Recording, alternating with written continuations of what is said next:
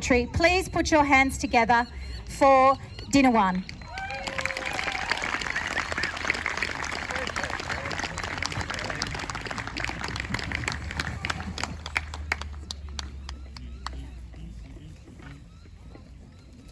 I'll just put my other tribe hat down.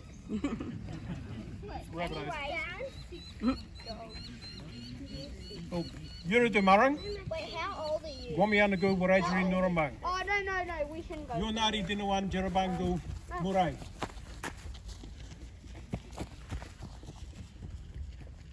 Wiradyuri main do Villa Wambul. Just said, g'day and welcome to Wiradyuri country. My name is Dinawan Jerabang from the Murai people, who are the traditional owners of the Bathurst area, and we are part of the Wiradyuri nation. And we are the people along the Wambul Villa, which is the Wambul River. We've been here for thousands of years. A lot of our culture and knowledge has been passed down through those ages. I've been fortunate to be born into a family in a time of when these things are happening now to sort of protect them. And on behalf of the Wiradyuri elders, Bathurst Wiradyuri elders, the others can't make it today because they've been a bit exhausted because it's been a hard fight for all of us. It's been actually 6 years for us fighting this battle. From when we were told about they were going to build a Go Kart track up here in the first place back in 2015. And we weren't notified of it legally. So when they put in the DA to extend the track, that's when we jumped in. So it's been a long battle for us. And all we've done is fight these people, the council particularly, in making them follow the rules and the laws that the rest of you all have to follow in this town when you put a DA in. Because everybody else has to follow the laws. Council tells you if you put a DA in for something. They make you go through the ringer. Well, we made them go through the ringer.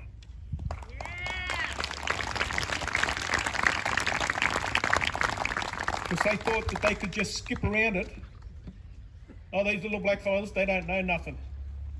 They're just dumb blacks. That's what they used to talk about us as and call us that.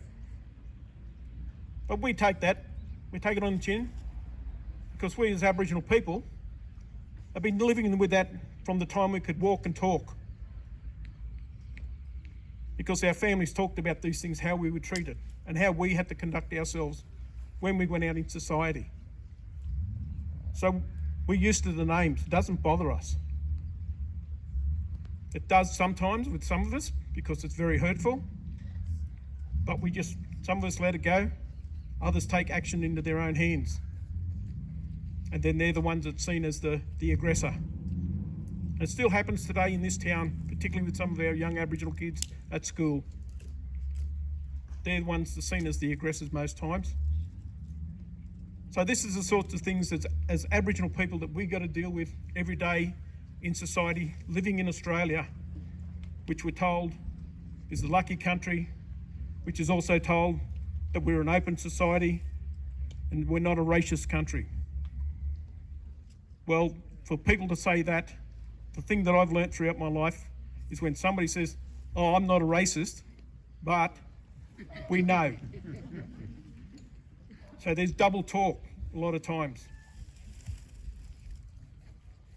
And we, as the Wiradyuri elders of Bathurst, from the different clans that cover this area, that's what we've been about, is trying to include everybody in learning about our culture and sharing our culture with everybody.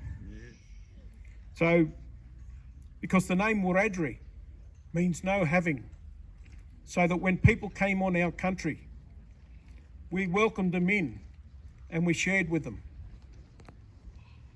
Just like when Macquarie came here on the 7th of May in 1815 and raised his flag to claim this land for the British Empire. He didn't come and talk to us. Our people were sitting there watching him on the other side around the river, wondering who these people were. But we'd already heard all the stories about what had been going on the other side of the mountains. So those other three, they only followed the right track across, they were only shown the right track to come across the mountains. They didn't find a way, they were shown the right track, which is what we call today the Great Western Highway. So that's original, ancient trading track that people are still using today, to travel from Sydney to the Central West. So everything in this country was already there. All that happened was the whitefellas followed everything. And then they came in and settled in those areas. And then they claimed their country off us. And then they started building things on those things. And so for us here in Bathurst, this place here was one of those places that they built a lot of things and claimed a lot of things, which is a very sacred mountain to us, as you've all been learning over time. And this place is a complex of sites. It is not just one site. It is a whole complex. So with Aboriginal culture, when you look at it, you can find a site, but it is a part of something else that's nearby. Because all they look at in archaeology and wider society is if there's no stones and bones and sticks there, well, no people live there, or no people use that area. And that's the falsehood that's been spun by Bathurst Council about this area over here just behind us, where they fenced it off back in 2015, which then stopped our women from going there to carry out ceremonies. They haven't been able to do a ceremony since before 2015. So the thing that goes with our sites is what we call the intangible side. So you've got the tangible, which is the things you can feel and touch, but the intangible is the stories that go with it and tells you what that is significant. I told a group of people I took out yesterday to one of our sites down near Wiradyuri, and I said, I can take you up there, show you all these white hand stencils on the cave wall, and just say, yep, that's it, they're made by blackfellas, and then just walk away. And they'd be left there standing wondering, well, what does it mean? So that's where our side of the story comes in, which is the most important part. So our story is talking about this place over here is the most important part of that area, along with what is still there in the ground that we know is there. So, like I said, us Wiradyuri elders would like to thank the whole community for their support in pushing the issues. But the thing that we've got to remember too is that we still got to follow Yinjamara. And like I said, we've all seen all these nasty remarks and racial remarks and everything made on Facebook. We don't bother that. Like I said, I don't worry about responding to those. Because the thing, if you respond to them, you're giving them the oxygen to do what they want to do, and as to try to tear you down. So I just say to you all, don't worry about them, follow Yinjamara. And if everyone here does anyone know what Yinjamara actually means? Respect. No, just raise your hand. It's more than just respect. There's 5 meanings to it. The first meaning is respect. You always show respect to whatever you do, whoever you talk to. You do slowly, so you take your time and you think about what you're doing, and if it's going to be the right thing to do. And you also show your manners, be polite, and show honour when you do things. So not big noting yourself and thinking you're better. And the last thing is, be gentle and to celebrate what you have achieved. So don't go out and having a big party. Gently celebrate your win or whatever you've done to achieve something.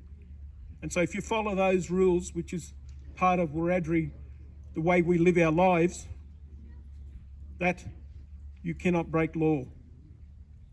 And the thing with Yinjamara, the word mara on the end means hand, and it also means 5. So when you look at your hand and you see 5 fingers, you know that means Yinjamara. And for the people of the Go Kart Club, like I said, I'm sorry that this has come like this. People promised something that they knew they probably couldn't deliver or thought they could deliver. Hey.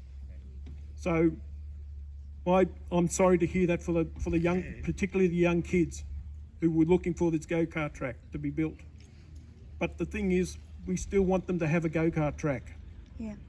We said that right from the beginning when we first got involved with council over talking about this. We're not against the go-kart track, just the location. And we said we will sit down and we can work out a place that's not going to impact on an area that is of significance to us. And there are plenty of places around the mount that can be built. So we are still open to sit down to talk to council and talk to the go-kart club people. And it's just sort of it's a bit overwhelming standing up here in front of you all because of the stuff that we've been going through over these past 6 years. And it was a pretty emotional day for us on Friday when we got the news what the Minister was going to do, invoke the Section 9 of the Aboriginal Torres Strait Islander Cultural Heritage Protection Act. So it was very emotional for us, and we still feel that today. But for us, it still hasn't finished. Our battle hasn't been finished yet until we've actually got proper protection for this place over here.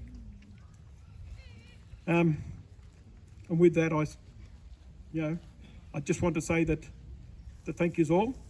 Is enjoy your little time up here, listen to the music, because this is the people's park too. This is not just about our cultural heritage. The other thing what we've always said is that our culture can share these spaces if they're done the proper way, showing Yinjamara. And that's all we've tried to do. And so this is the people's park, as we all know. We know the documents going back to 1938, talking about this being handed over as a recreational park. We don't mind these people coming up here and do what they're doing. We can live with motor racing going around here because it was built before we were able to say anything, to be able to speak up about it. Because before 1966, we were not counted as Australian citizens. So we had no say in our own country. Because in 1966, that's when they had the referendum to ask the people of Australia to count Aboriginal people as in the census, so that we were counted as Australians. So before that, we were nothing.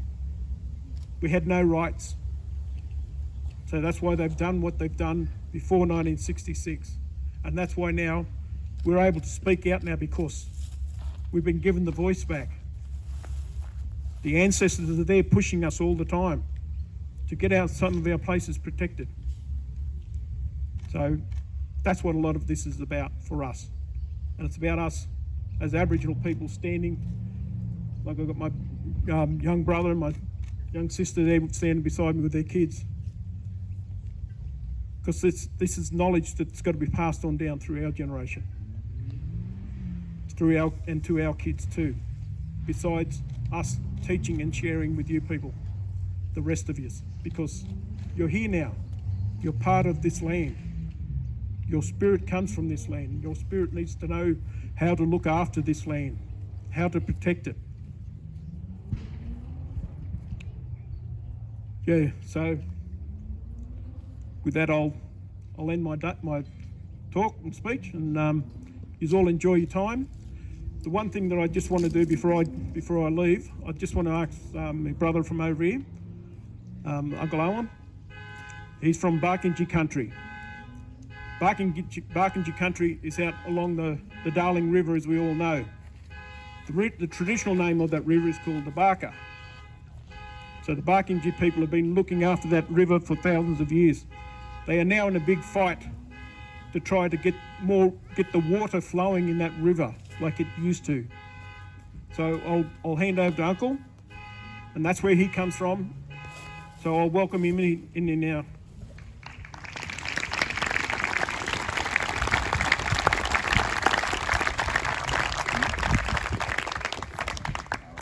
Thanks, Uncle.